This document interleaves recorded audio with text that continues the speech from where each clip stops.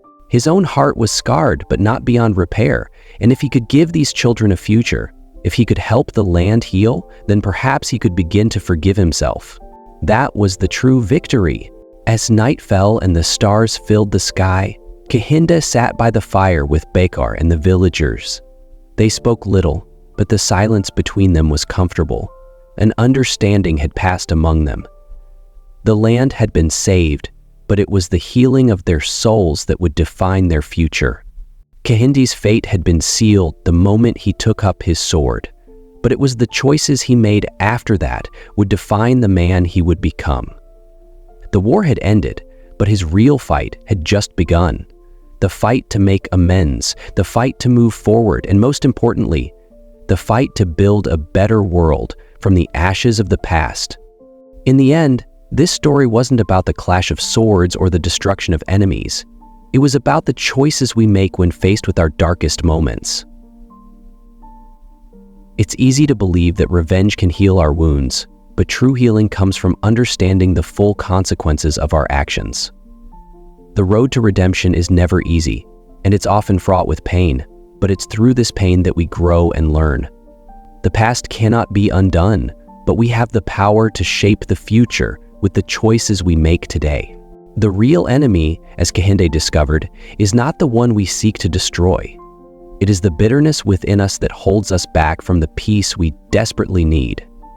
Only by facing our mistakes, embracing forgiveness, and choosing to rebuild can we find true freedom. The story is not just about one man's journey. It's about the journey we all must take when we are faced with the consequences of our own choices. And in that journey, the greatest victory is not in what we destroy, but in what we choose to create.